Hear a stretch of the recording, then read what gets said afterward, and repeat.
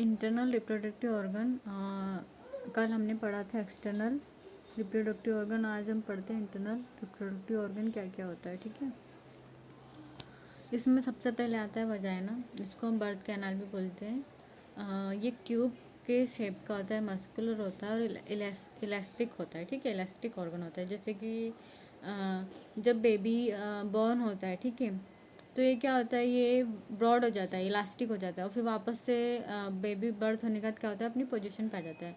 हालांकि उतना नहीं आ पाता है, ठीक है, जितना नॉर्मल जितना प्री प्रेग्नेंट कंडीशन में रहता है या एट द टाइम ऑफ मतलब कि चाइल्ड बर्थ के जो पहले की जो कंडीशंस रहती है वो चाइल्ड बर्थ के बाद की कंडीशन नहीं रहती है ना। अबाउट 4 to 5 इंच लॉन्ग होता है ये एडल्ट वूमन में।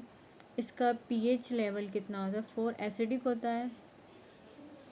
It is passage away from sperm to egg and for menstrual bleeding. ये क्या काम करता है, सबसे पहले पैसेज करता है स्पर्म को टू द एग, एग तक क्या बोलते हैं, रनवे का काम कराता है। ठीक है, नेक्स्ट है मेंस्ट्रुअल ब्लीडिंग। जो मेंस्ट्रुअल ब्लीडिंग होती है यूटेरस से होते हुए कहाँ पे जाती है, वजाइना में जाती है और फिर बॉडी के आउट हो जाती है।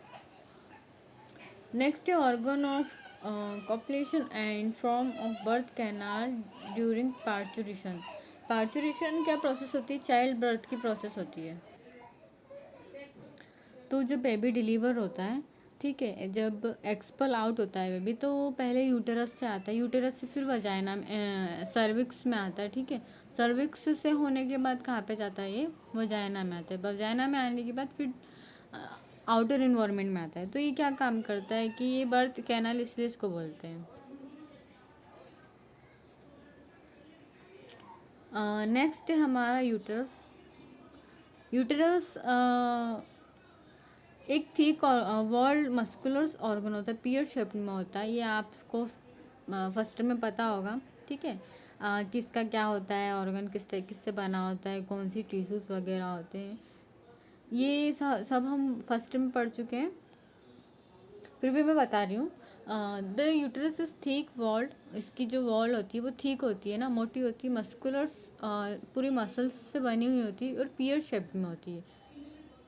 Located in the middle of pelvis. Pelvis का जो हमने शेप देखा है, ठीक है, पेल्विस बोन आप इमेजिन कीजिए, पेल्विक स्ट्रक्चर, उसमें मिडिल जो एरिया होता है वहाँ पर क्या होता है, ये लोकेटेड होता है बिहाइंड द ब्लैडर, ब्लैडर के पीछे होता है, and in front of the rectum. ठीक है, रेक्टम के फ्रंट में होता है। The uterus is anchored in positions by several ligament. क्या होता है कि लिगामेंट्स से भी अटैच होता है। ठीक है, यूटेरस के आपने फर्स्ट में पढ़ा होगा कि ब्रॉड लिगामेंट होते हैं, राउंड लिगामेंट होते हैं, तो क्या होता है, उससे कनेक्टेड होता है। The uterus consist of cervix and the main body corpus. Uterus किन भागों में डिवाइडेड होता है, सबसे पहले सर्विक्स में जो लोअर पार्ट होता है, एंड मेन बॉडी जिसको हम क्या बोलते हैं, कॉर्पस बोलते हैं।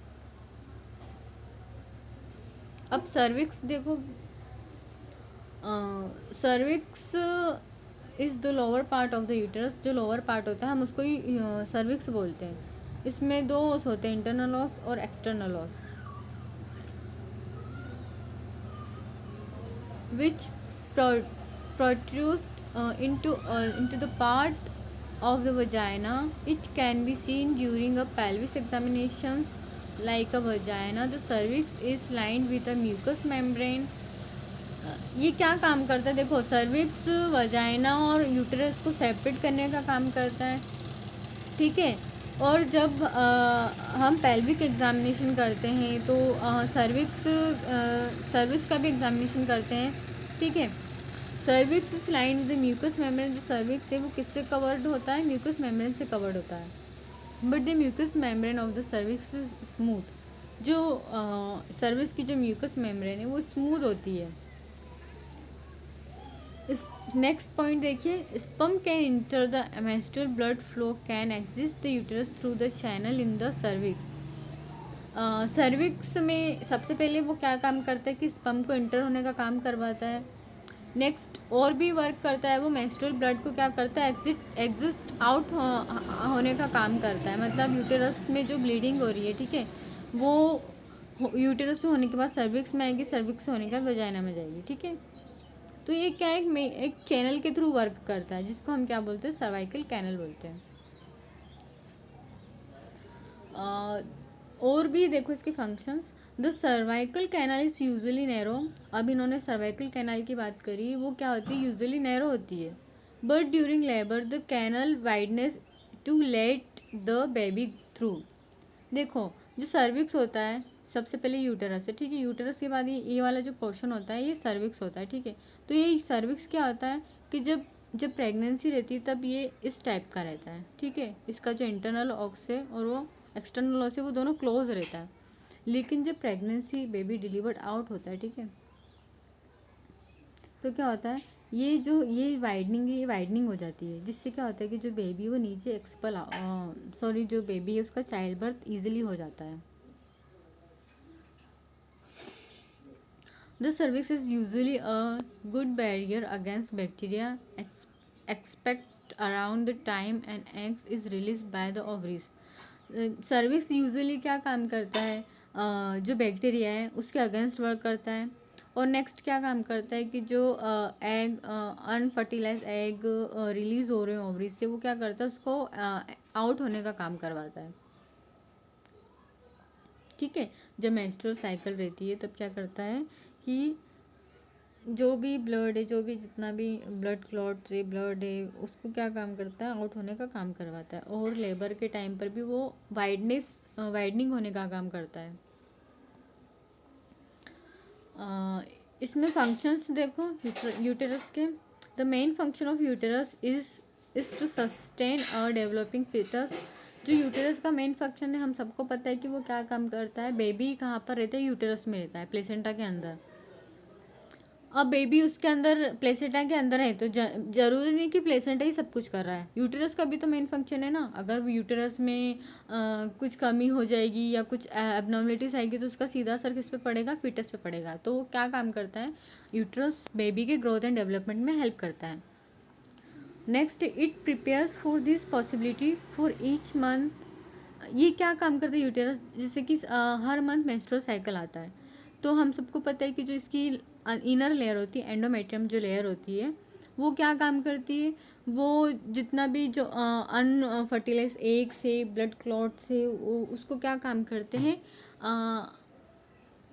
आउट होने का काम करता है, ठीक है। और उसके बाद क्या होता है, जो नई लेयर है उसको बनाने का काम करते हैं। तो हर मंथ क्या होता है, वो अपने आप को प्रिपेयर करता है ना। At termination of pregnancy it expels the uterine content. जब टर्मिनेशन ऑफ प्रेगनेंसी होती है, जब हम प्रेगनेंसी को टर्मिनेट करते हैं, तो ये क्या काम करता है कि ये जो जितना भी एक्सपल्स प्रोडक्ट है उसको आउट करने का काम करता है ना। यूटेराइन जो कंटेंट होता है उसको एक्सपल आउट करने का काम करता है। एक्सपल आउट मतलब क्या होता है कि जैसे कि जो टर्मिनेशन ऑफ प्रेगनेंसी होता है, उसमें जितना भी जो प्रोडक्ट है, जितना भी जैसे DNC कर रहे हैं एंड और जैसे कि आफ्टर लेबर, तो वो क्या काम करते हैं, यूटेरस की कॉन्ट्रैक्ट होकर जितना भी प्रोडक्ट है वो एक्सपेल आउट होने का काम करवाते हैं, जैसे कि बॉडी से बाहर निकालने का काम करते हैं, ठीक है।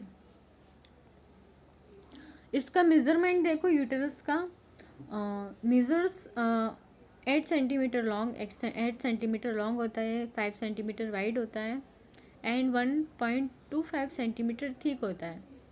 जनरली इसका वेट 50 ग्राम्स होता है, लेकिन मोस्टली 50 और 60 ग्राम्स तक होता है इसका वेट, ठीक है। जैसे कि कभी एग्ज़ाम में आता है तो हमारी जो जनरली हम कितना बोलते हैं, 60 ग्राम्स बोलते हैं ना, 50 to 60 ग्राम्स। कुछ बुक्स में 50 है और कुछ बुक्स में 60 है, लेकिन हम लोगों को अकॉर्डिंग DC दत्ता हम लोग 60 ग्राम्स ही करते हैं। और जैसे आपको कभी वेट कभी कुछ बोलना हो तो आप 60 ग्राम्स ही बोलना, ठीक है। 60 ग्राम्स यूटेरस का वेट, ठीक है। इसके पार्ट्स देखो, द बॉडी ऑफ कॉर्पस, सबसे पहले जो ऊपर वाला पोर्शन रहता है वो कॉर्पस रहता है, फिर फंडस होता है, फिर the cornea, isthmus, cervix, internal os and external os, cervical canal. मैं सिर्फ आपको पार्ट बता रही हूँ, आप या फर्स्ट में पढ़ चुके हो अच्छे से, इसके बारे में हम डीपली एक्सप्लेन नहीं कर सकते हैं, ठीक है। आपके पास फर्स्ट ईयर की बुक्स में आप लोग देख लेना, ये सब यूट्रस के पार्ट होते हैं। इसमें जो मेन है, सबसे पहले जो बॉडी होती है यूट्रस की, और एक्सटर्नल और इंटरनल ऑर्गन्स, ये हम लोगों को मेन होता है रिप्रोडक्टिव सिस्टम में। नेक्स्ट लेयर्स, इसमें 3 लेयर्स होती है, endometrium, myometrium and perimetrium. Endometrium क्या होती है? इनर लेयर होती है, मायोमेट्रियम मिडिल लेयर होती है, और पेरीमेट्रियम आउटर लेयर होती है। Endometrium inner lining of uterus nourish developing embryo. ये क्या काम करती है? जो यूट्रस है उसको नरिशमेंट एंड डेवलपमेंट का काम करती है। किसका? एम्ब्रियो का। Build up each month for pregnancy if not shed during menstruation. Menstruation में क्या होता है? शेड्स बन के जितना भी वेस्टेज प्रोडक्ट है ओवरी एग का वो आउट करती है, लेकिन अगर प्रेग्नेंट रहती है तो क्या करती है? वो अपने आप को बिल्डअप करती है। किसके लिए? नरिशमेंट डेवलपमेंट प्रोवाइड करती है एम्ब्रियो को। एम्ब्रियो क्या होता है? फर्टिलाइज एग होता है, ठीक है। जिस एम्ब्रियो दैट मीन्स फिटस, आगे चल के वो फिटस बनेगा। मायोमेट्रियम क्या होता है? Muscular support fetus contract at birth and to shed the endometrium during menstruation. जो मस्कुलर वाला एरिया होता है उसको मायोमेट्रियम बोलते हैं। ये क्या काम करता है? जनरली सपोर्ट करता है फीटस को, और कॉन्ट्रैक्ट होता है बर्थ के टाइम पे, जिससे क्या होता है कि बेबी क्या इजीली डिलीवर्ड हो जाए। एंड नेक्स्ट क्या है कि ये shed the endometrium during menstruation. जो इनर लेयर होती है उसको शेड करने का काम करता है। शेडेड मतलब जितना भी मेंस्ट्रुएशन के टाइम पे जो लेयर डैमेज होके जो शेड होके जो निकलती है उसको वापस से रिप्रोडक्शन का काम करता है।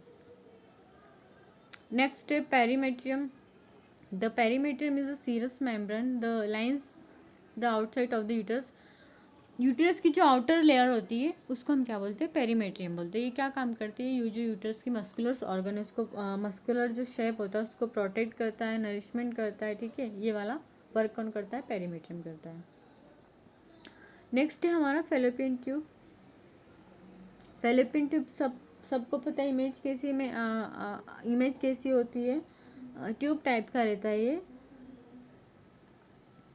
और ये किससे कनेक्टेड होता है? ओवरी से कनेक्टेड होता है। Connect to each ovaries, egg will enter through the opening called a fimbria. Cilia sweep the egg down towards the uterus. क्या काम करता है ये? सबसे पहले फैलोपियन ट्यूब किससे कनेक्टेड होता है? दोनों ओवरी से कनेक्टेड होता है। हमको पता है कि ईच साइड 1 ओवरीज होती है, और जो उसमें से ओवरीज से जो एग निकलते हैं वो कहाँ पर आते हैं? फैलोपियन ट्यूब में आते हैं। किससे आते हैं? थ्रू फ्रिम्बिया, जो ओपनिंग बोलते हैं, ओपनिंग पार्ट जो बोलते हैं ओवरीज और फैलोपियन ट्यूब के बीच का, उसको हम क्या पार्ट बोलते हैं? फिम्ब्रिया बोलते हैं। फ्रिम्बिया सीलिया। तो क्या होता है कि ये जो पार्ट है इसमें से इंटर होके एग कहाँ पे आता है? यूटरस, फैलोपियन ट्यूब में आता है, फिर वहाँ पे फर्टिलाइज होके वो यूटरस में जाता है, ठीक है। फर्टिलाइजेशन विल अकर हियर और वेट और it will die within 48 hours. क्या होता है? जो एग है अगर वो फर्टिलाइज नहीं होता है तो 48 आवर्स में क्या हो जाता है? वो किल हो जाता है, डाई हो जाता है, ठीक है। जो मैंने आपको बताया ना कि ओवरीज से क्या निकलता है? एग निकलता है। एग अगर 48 आवर्स के अंदर फर्टिलाइज नहीं हुआ, ये जो इंटरक्रॉस प्रोसेस होकर नहीं हुई, ठीक है, सेक्सुअल इंटरकोर्स नहीं हुआ, तो अगर नहीं हुआ होता है तो 48 आवर्स में क्या होता है कि जो एग है जो ओवरी से निकला है वो अपने आप मर जाएगा, डाई हो जाएगा। अब द टू फैलोपियन ट्यूब्स, हमको सबको पता है दोनों साइड पे एक एक फैलोपियन ट्यूब्स होती है, which are about 4 to 5 inches. दोनों कितनी होती है? 4 to 5 इंचेस होती है। About 10 to 13 centimeters long, extend from the upper edge of the uterus towards the ovaries. सबको पता है कहाँ पर होती है? अपर ऑफ द यूटरस होती है और ओवरीज से जुड़ी हुई होती है, ठीक है। The fallopian tubes are lined with teeny hair-like projection cilia. The cilia and the muscles in the tubes wall propel an egg downward through the tubes to the uterus. The egg may be fertilize by sperm in a fallopian tube. मैंने आपको जो पहले वाला बताया था वही इस point में भी ये क्या होता है कि फैलोपियन ट्यूब लाइनिंग रहती है, टीनी पतली सी लाइनिंग रहती है, ठीक है, टीनी हेयर लाइक प्रोजेक्शंस रहती है, हम उसको क्या बोलते हैं, सीलिया बोलते हैं ना। The cilia and the muscles, cilia और वहाँ पे जो मसल्स होती है वो लाइक ट्यूब होती है, ठीक है। तो ट्यूब में क्या होता है, वो वहाँ पर ओवरी से निकलने वाले एग आते हैं, और अगर वो फर्टिलाइज नहीं होते हैं, ठीक है, फर्टिलाइज नहीं होते तो वहीं पे कील हो जाते हैं, और अगर फर्टिलाइज होते हैं तो वो फर्टिलाइज होकर यूट्रस में आते हैं। और जो स्पर्म है, स्पर्म सबसे पहले यूट्रस में जाकर फैलोपियन ट्यूब में जाएगा, फैलोपियन ट्यूब में ही वहाँ पे उसको फर्टिलाइज करेगा। नेक्स्ट है ओवरीज। सबको पता है कि ओवरीज 2 होती है, पेयर कलर्ड पर्ल शेप में होती है, coloured oblongs and about the size of a walnut. Walnut के आकार की होती है, ठीक है, पर्ल होती है, कलर्ड होती है।